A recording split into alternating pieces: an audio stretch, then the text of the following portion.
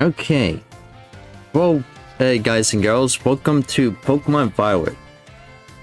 We're going to be streaming the Uva Academy as we take some classes, and then take the final exams, and probably do a couple weights if we can in this episode. So let's get started. We're in front of Uva Academy, the entrance here. Let's get started. You can even talk to teachers if you do well in each of the classes too, which is pretty cool. Okay. I have Charizard on lead and I don't have 4 on the team, so. But he's at level 100. He's probably our only Pokemon that's level 100. Yeah. Okay, what class can we take? Well, as much as we can take a history class, we gotta do the language classes. Why not? You like languages with Mr. Solitaire? Yeah. Oh, Pitardi, okay. By the way, that's her sister of Vimy. And she actually uses rock types. My dear students, how are you all today? Doing good, I hope.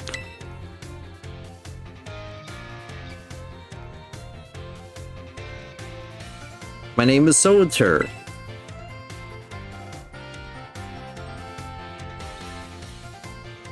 Merci beaucoup. That is, thank you very much for your attention here in my class. I'm so happy for this chance to re-experience my younger days with you all. You know what Solitaire means? It means savior. So just imagine I'm here to save you from spooky new languages. Huh. I know. That's right. My classes would teach you about various languages from different regions.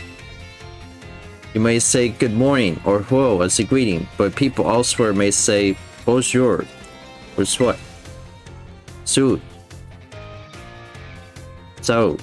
or whatever. I've heard there's even popular streaming out there who smashes several languages together and says hello, hola, ciao, and bonjour. There are so many regions out there in our world, and each can have their own unique languages. Gracias, mercy, thank you, and all that. These all have the same meaning. Can you guess what it is? Thank you. Oh, Ben, was it? Bravo, that's correct. And speaking up is important in language learning too. These gracias, mercy. These words all mean thank you. I guess some of you probably knew at least one of those. Yeah. Despite meaning the same thing, the lengths and sounds are all different. Isn't that interesting? And now, let me give you all one of my wise words of advice. When you travel abroad, you should try to speak the local language as much as you can, even if you can't speak it very well. Not true. I'm sure your willingness to try will make the people you meet very happy. Honestly, from my experience, just being able to say hello, delicious, and thank you in local language will get you pretty far. For everything else, just pretend you're Mr. Mime and gesture away. Oh, there's that pesky bell. I guess that's all the time we have for today. Well, adios. Bene. See you all later. I keep messing these up. I actually don't know how they're pronounced. Okay, The stream should be pretty stable.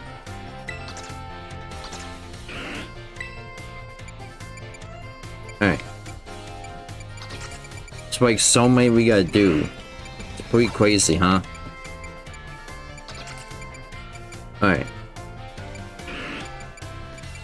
Do more languages. Yay! Okay. Let's do that again. Don't be tardy, I won't.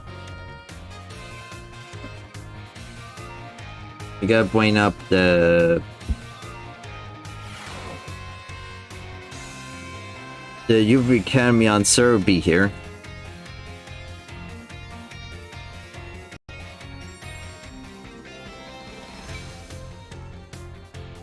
Wait.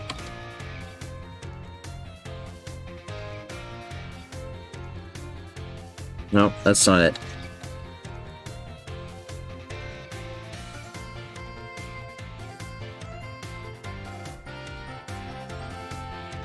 Classes. Alright, there we go.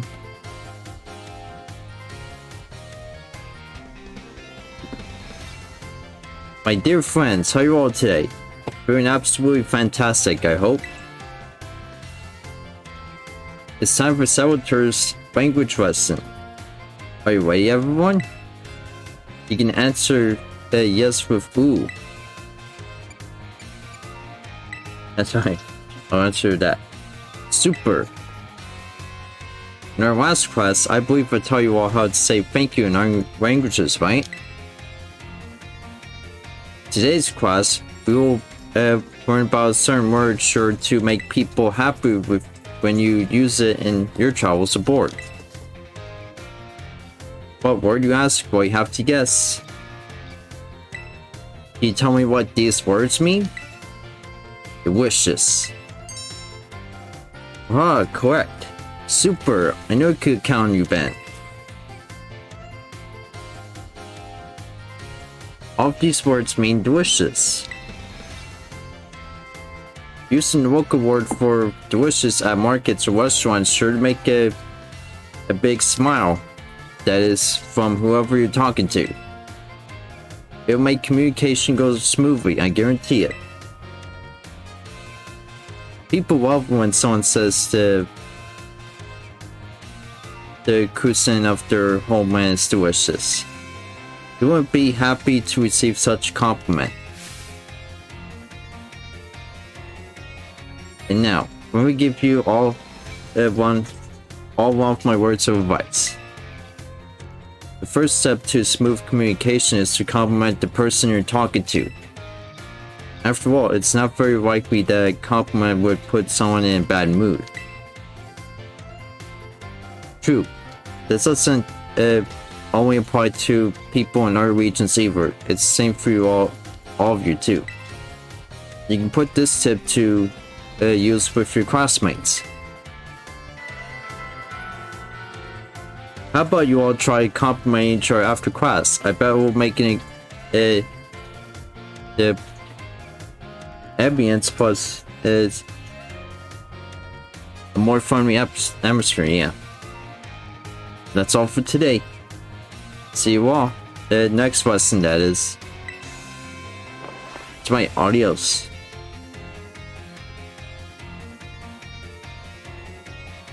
Well, it's a bit harder than I thought, though. Huh.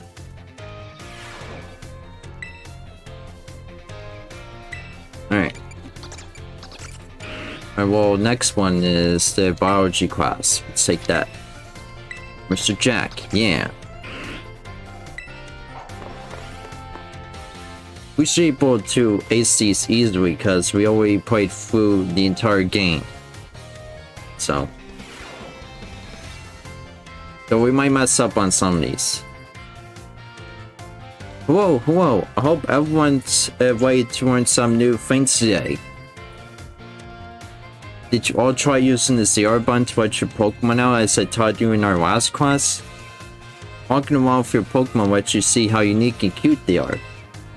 I also highly recommend picnics for when you want to spend some quality time together with the Pokemon in your party.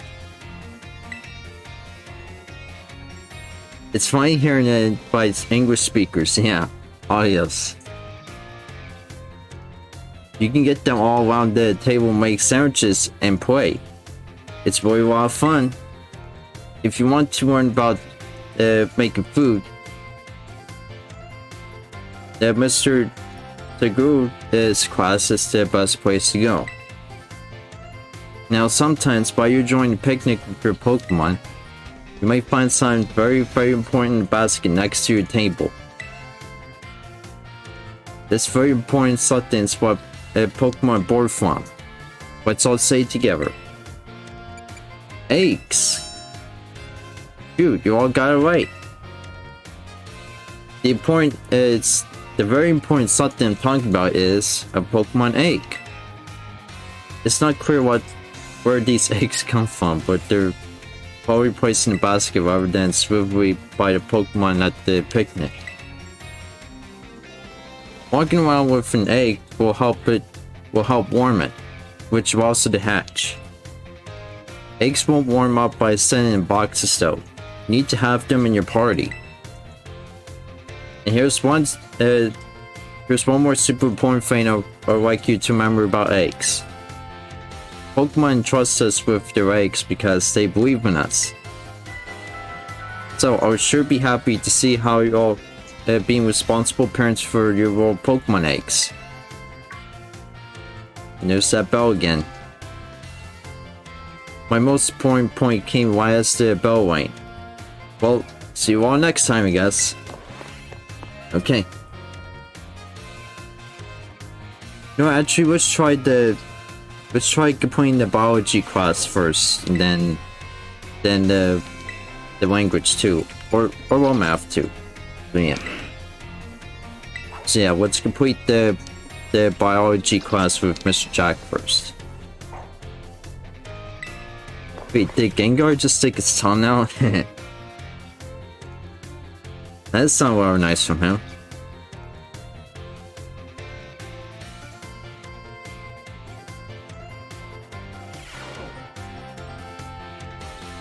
Totally not pleasant at all, too. Hello. I hope everyone's ready to learn some new things today. I seem to remember to teach you all about the importance of eggs in our last class together. On that note, is everyone using their Pokédex?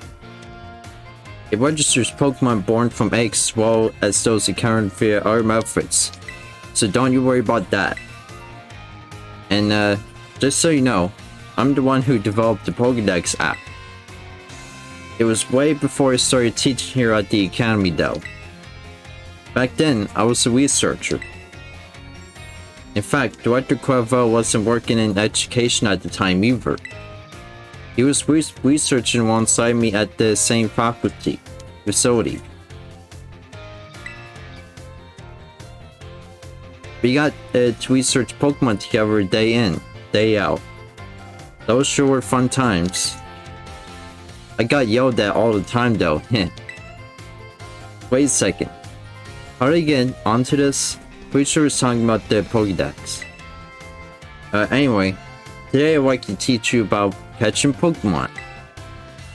As you know, a great way to catch Pokemon more easily is to first lower its HP. But there's another way to up your chances of a successful catch. Can you guess what it is? Inflict the Pokemon with a status condition, yeah. Woohoo, that's right, Bang, great job. The correct technique for making Pokemon easier to catch is to inflict them with a status condition. Sweep is especially effective as status condition. It makes Pokemon drastically easier to catch. If you have a Pokemon that can use moves that put opponents to sleep, like Sweep Powder or Hypnosis, filling up your Pokédex will be a cinch. There are other ways to improve your catch rate as well, like using Pokeballs specifically designed to be effective against certain Pokemon. Eating food that gives you catching power works too, or sneaking up on a Pokemon from behind to catch them by surprise when you start a battle. If you're having trouble, you may want to make the rounds to the gyms to get gym badges. Earning gym badges will make it easier to catch Pokemon of higher and higher levels. Please do come show me your Pokédexes once they start filling up. Another day, another enjoyable class. Oh yeah, don't forget, our next class will be a test. Oh yeah.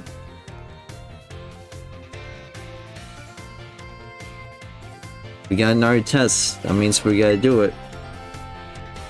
Alright. Midterm. Let's do it. Yes. I won't be tardy, don't worry.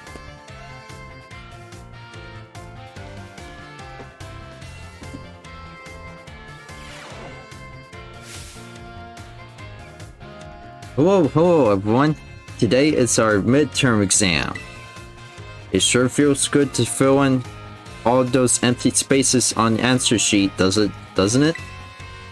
Take your time and contemplate each question carefully. Okay. It's the R button. That's right. Combine one letter and one number below to correctly say when and where Pokemon eggs are found.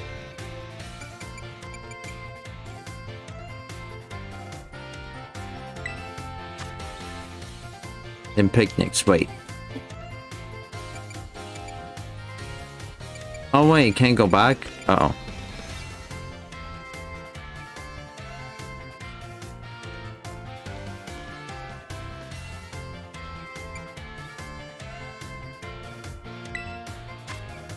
Yeah, walking around, alright, well, I messed that up. So, walking around is effective for warming up eggs, so. But will not make a Pokemon easier to catch. Giving them a berry, right? I would say so, yeah. What will make it easier to catch Pokemon of higher and higher levels? Gym badges, of course. This question will affect your grade. How do you like the Pokédex? Is it easier to use? It's easy to use. Alright everyone, time's up. Hope you all enjoyed tackling those questions. That last question was just something that I'm personally curious to know. Don't tell the director about it, okay? I won't. I'll grade these right away. I hope you all look forward to seeing how you did. That's right.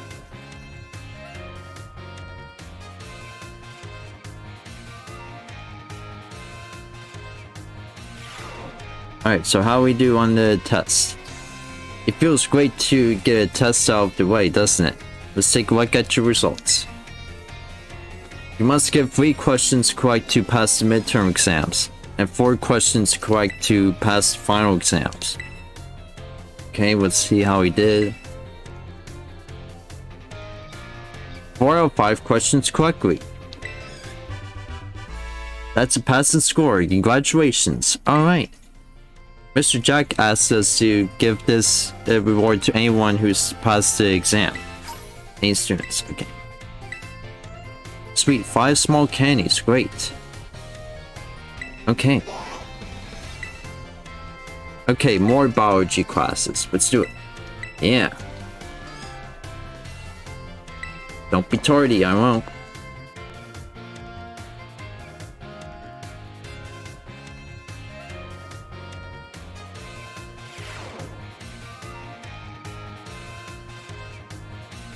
Hello, I hope everyone's ready to learn some new things today. You all did really great on the midterm exam. Thanks for answering my little question at the end too. I'll be sure to keep your responses in mind. Alright, we're now heading into the last half of our classes together. It's time for our knowledge to evolve and grow, just like our Pokemon. Evolution, yep, evolution. Today we're going to learn about the fascinating phenomenon of Pokemon evolution. As your Pokemon battle and level up, they learn moves and get stronger. And for some Pokemon, once they leveled up enough, their appearance changes and their stats increase, sometimes by a lot. That's Pokemon evolution. Pokemon become very strong when they evolve, making them trusty partners in battle.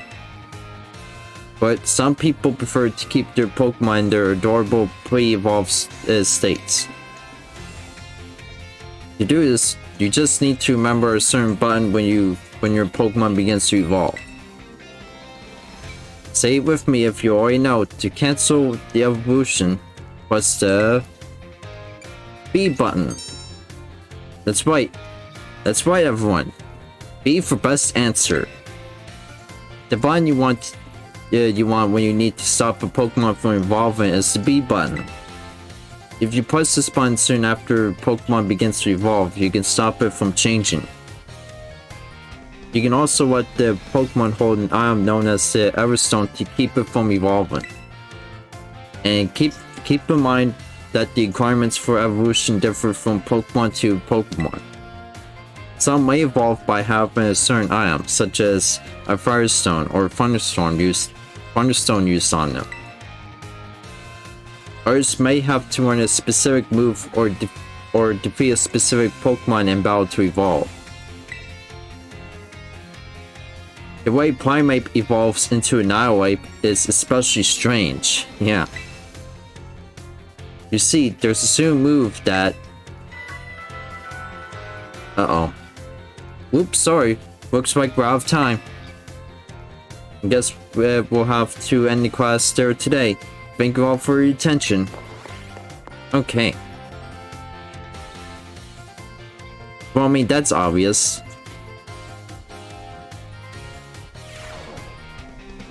It learns Rage Fist. Yeah, and it has to be used 20 times, so Primeape can evolve into an Nidoape. Okay, it won't be tardy. Yeah, me too.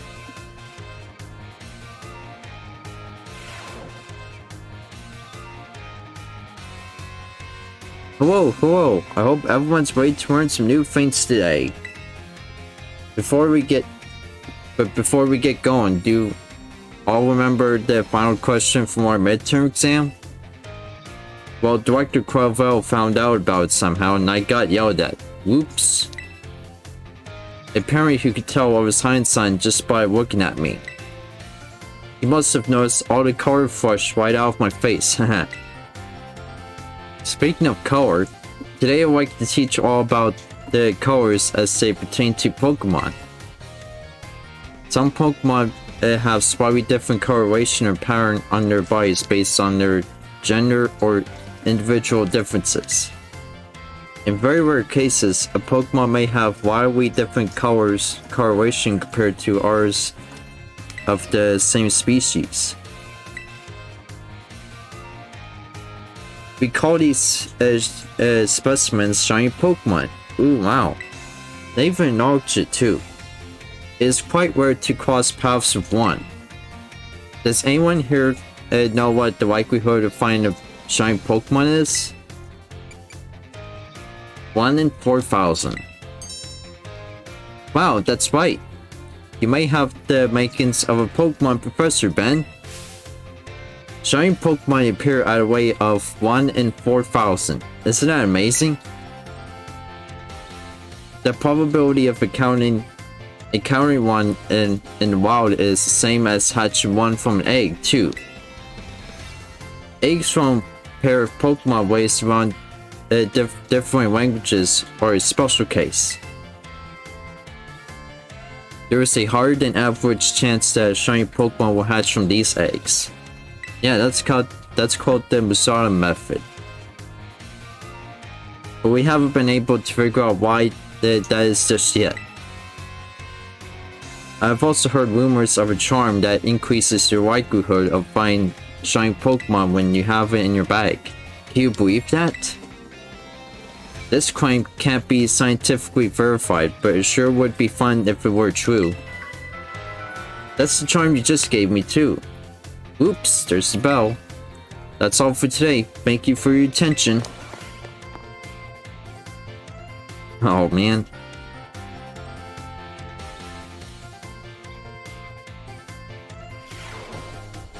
Okay. Biology 6.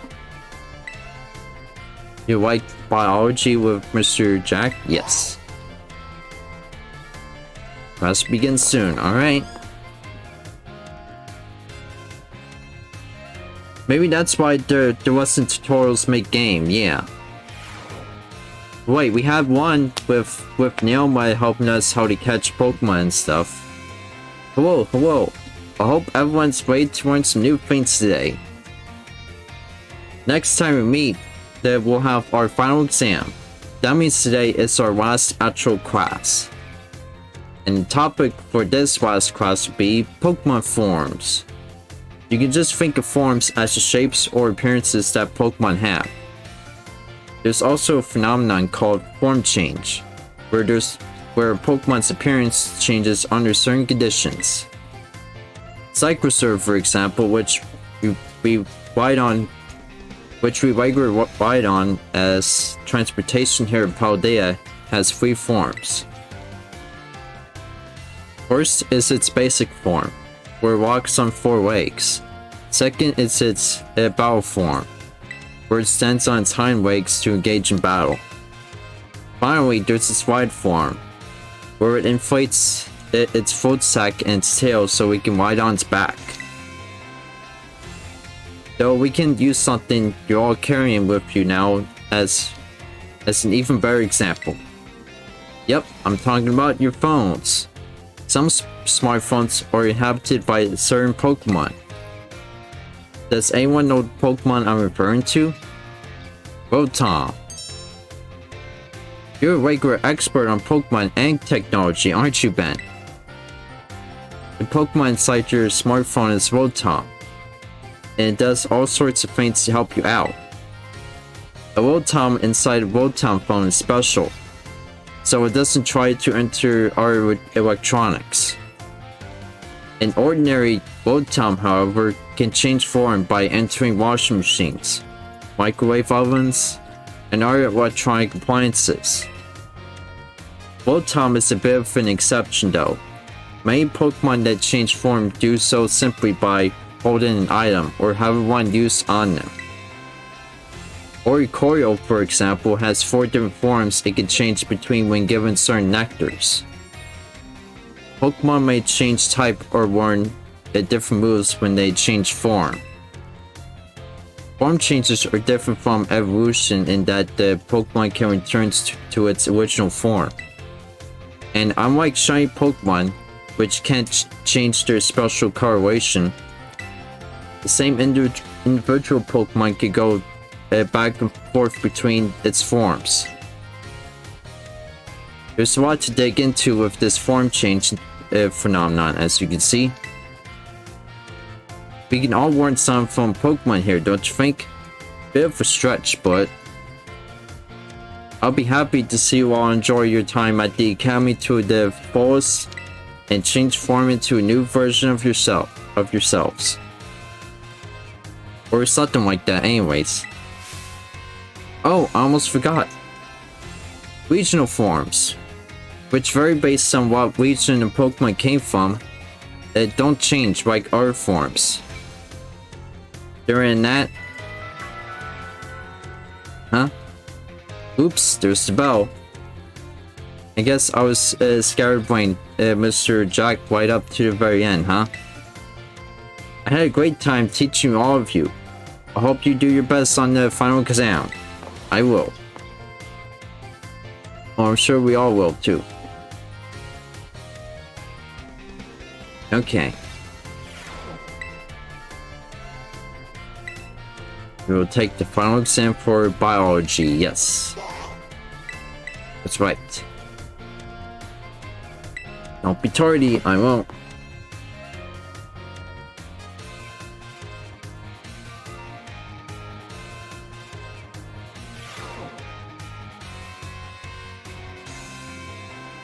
Hello everyone. Today is our final exam. It will cover everything I've taught you so far, but I'm sure you all will do just fine. Take your time and contemplate each question carefully. How many of the following 4 methods make it easier to catch a Pokemon? Paralysis. True or false? You can get new Pokemon only by catching them yourself or training with our trainers.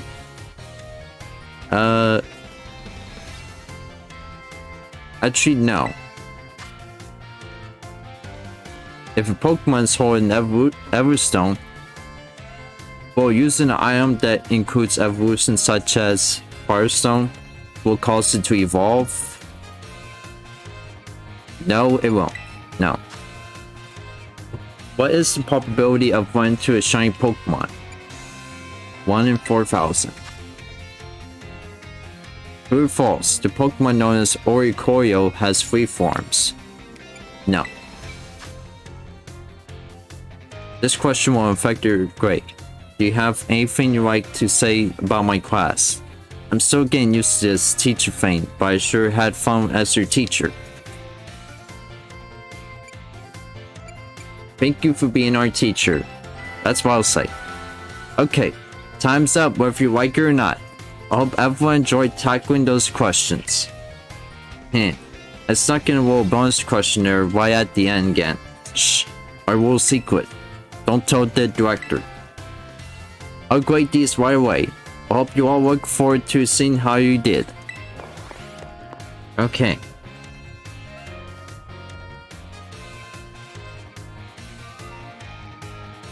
I'm sure the director is especially strict, huh? It feels great to get a test out of the way, doesn't it? Yeah, it does. Let's take a look at your results. Okay, we all know that. Let's see how you did on your biology test. 4 out of 5 questions answered correctly. Ooh, that was close. We did it. That's a passing score. Congratulations. Mr. Jack asked us to give this reward to any students who pass the exam. Oh, medium-sized candies. Nice. Keep doing your best. Okay, so we completed the biology test, right? Yep, we sure did. Up next is math. You like math with Mr. Timey? Yes. Don't be tardy, I won't.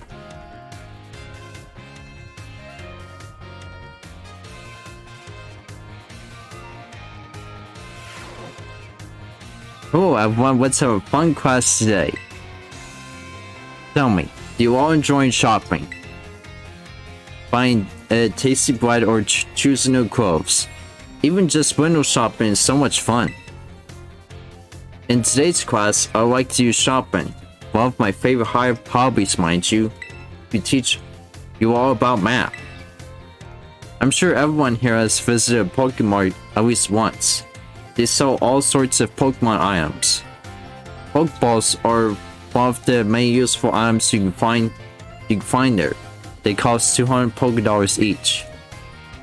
Now then, I'd like you all to do some thinking with me here. 1 Pokeball is 200.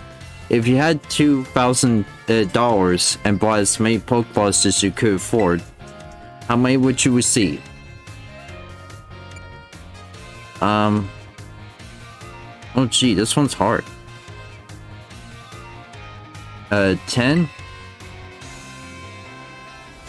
Oh dear, I'm sorry Ben, I suppose that was a bit of a trick question.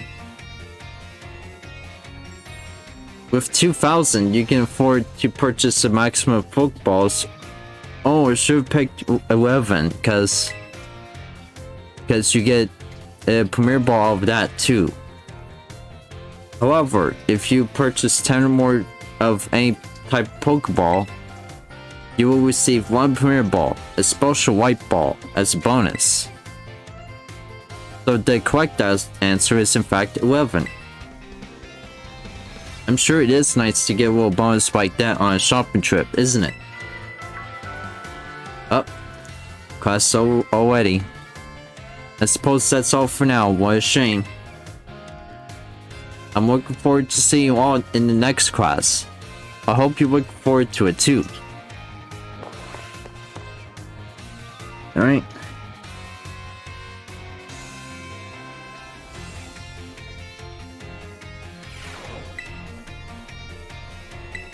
Alright. Math number 3, okay. Oh, she has Psyduck now too. But does she change her Pokemon out too?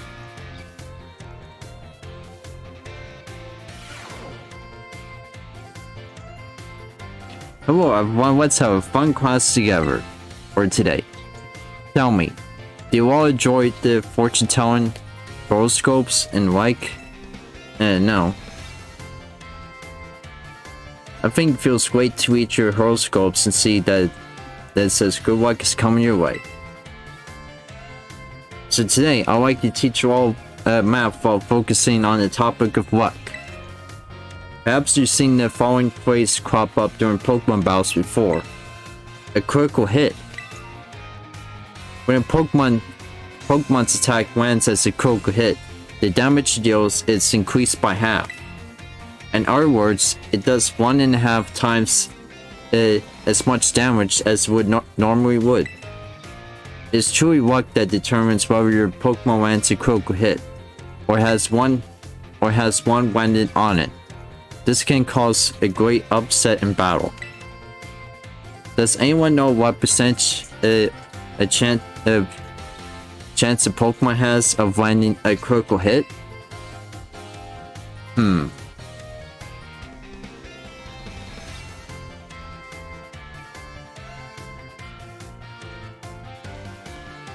Oh, this one's tricky. 4%. That is correct. Well done, Ben. The chance of finding a critical hit is said to be 1 in 24, which figures to be roughly 4.17%. The odds are more favorable for certain moves, though.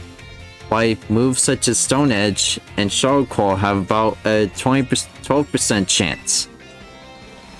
You can also use a move called Focus Energy or an item known as Dire Hit. Both can raise the critical hit ratio by 2 stages. That's a 50% chance to land a critical hit.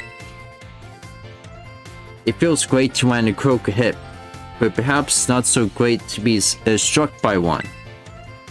There is a surprising amount of mathematical probability hidden in Pokemon battles, you know.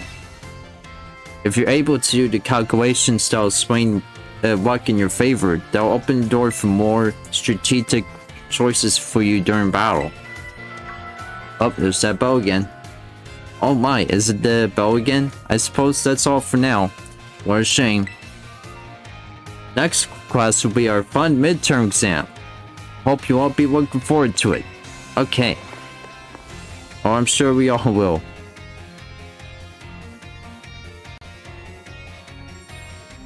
Okay. Alright, let's take the midterm exam. Yay. Okay. Class will begin soon. Don't be tardy. I won't.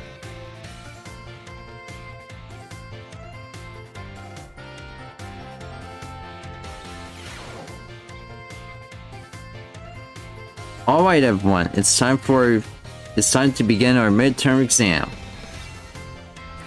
I'm sure the fun experiences you all had in my class will serve you well as you answer. How much damage does Water Gun do when it hits a fire type Pokemon? Okay. So I would say double damage, right? I mean, yeah, it does double damage. Half the damage, I would say.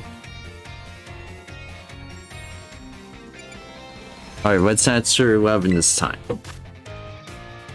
Okay, 4%. I got that one correct.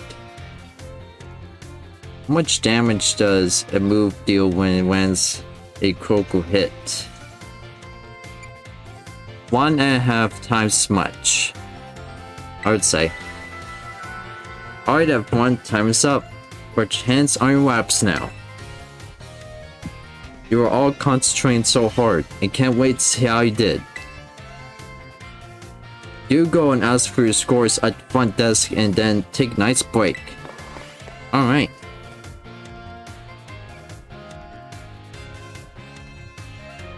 Let's see how we did. Let's take a look at your results. Okay. Yeah, we all know that. Okay. We got 5 out of 5 questions answered correctly. That's great. And then we're gonna get some small candies for that. Small experience candies, 5 of them to be exact. That's math. Alright, let's take our math class again. Let's try to complete that one. Okay, I won't.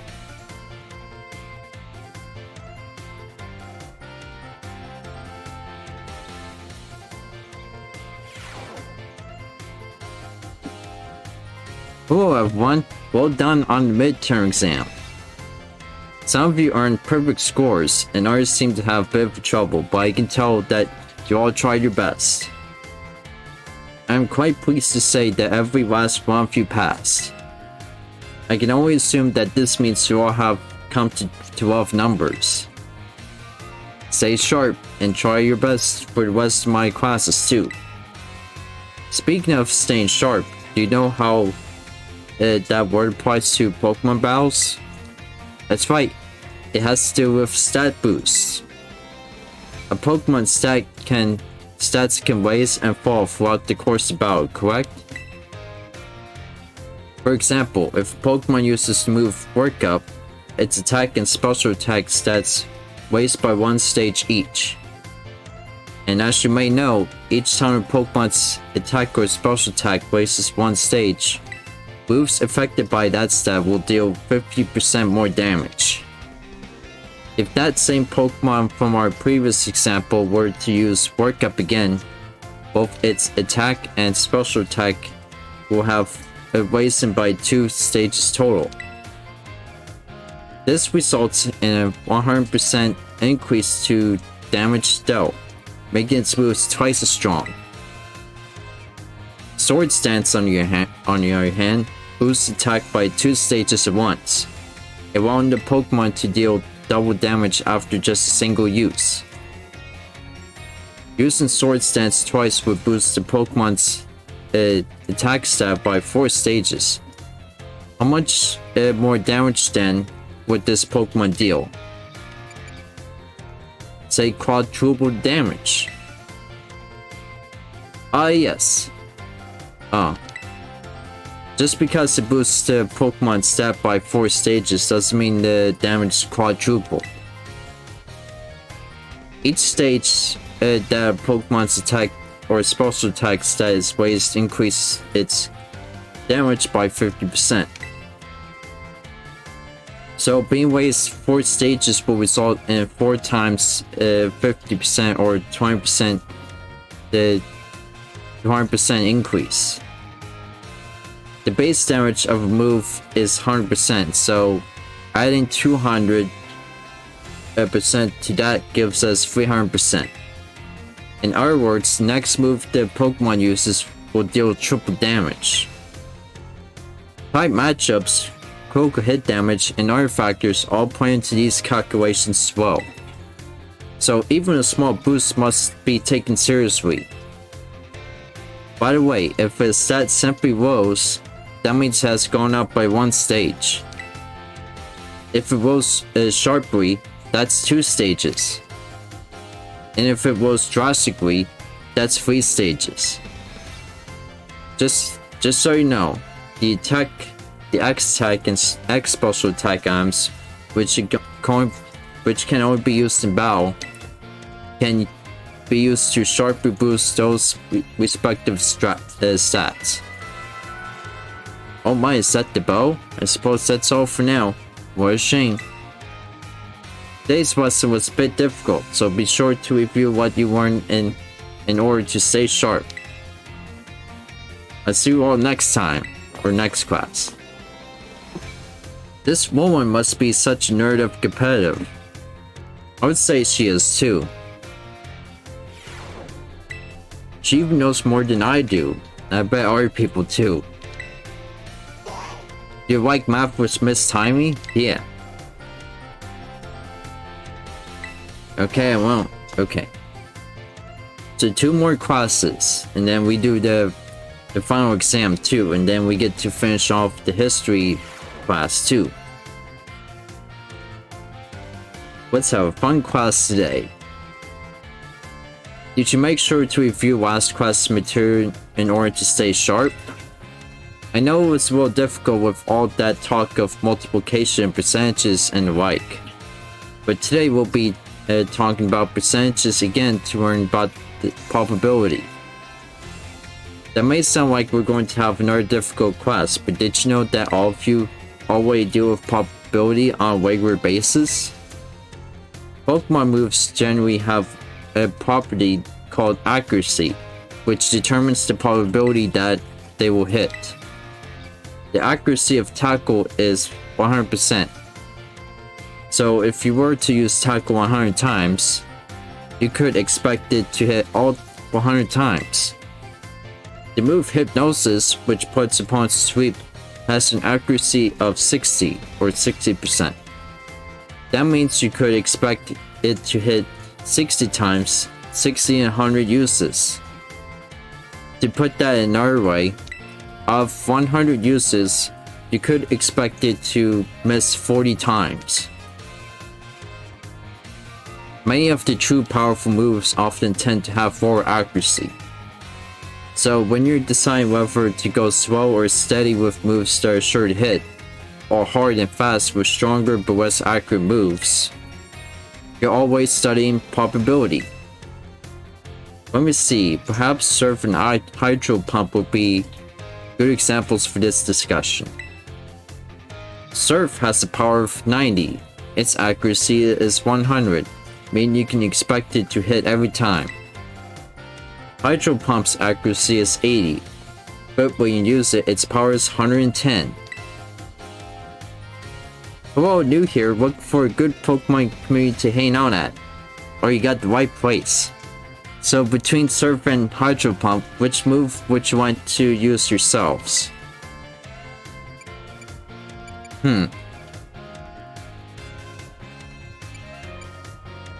It depends on the situation, right?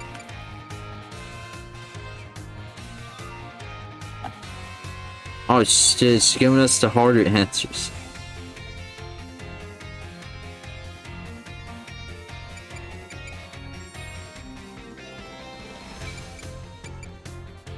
Oh, you Surf. Oh my, I see it's won't stay wins the race for you, Ben. Yes. I may have made it sound like there was a correct answer here, but there's not. You're free to use any moves you wish. Factors like power PP or number of targets hit may make some moves more suited to certain situations. However, train accuracy for power or vice versa is purely a matter of preference. This Surf vs Hydro Pump debate has been ongoing for quite some time. Personally, I'm more invested in debating the rock type moves like Rock Slide and Stone Edge. Well, actually I use Surf more because you can use it outside battle. Well, you used to before Generation 7. So, let me tell you, I could get really worked up talking about those moves, but oh my, there's the bell. What a shame. Next class will be the last of our time together, so show up 100% ready to go. Okay. And then after that class, it will be the final exams. Alright. Alright, Math 6. Okay. That'll be our last normal class too, and then we'll get to do the final exam too.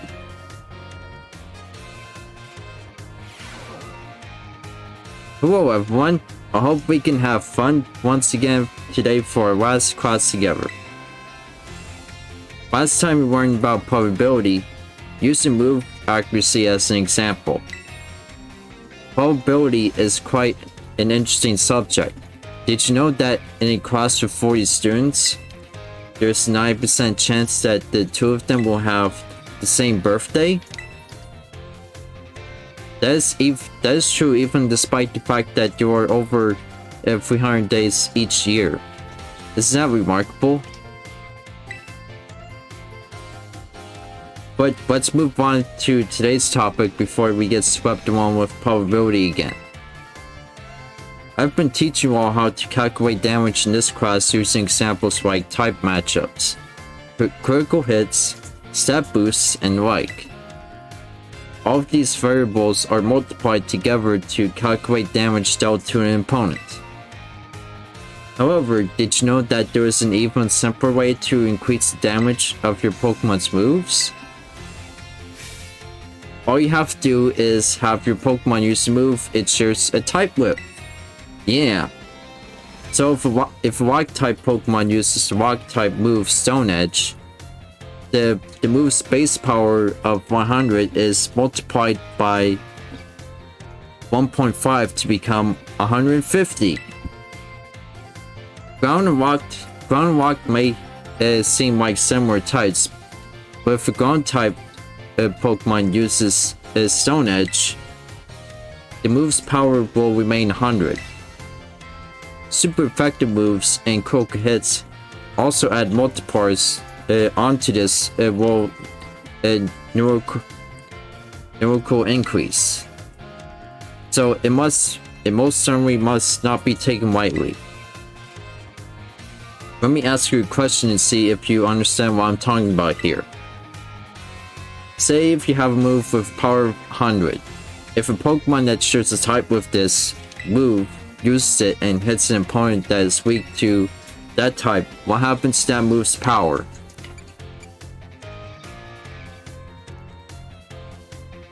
Oh, this is a trick question.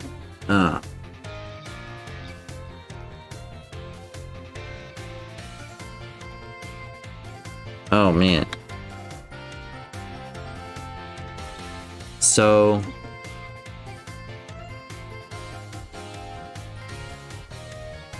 okay, so if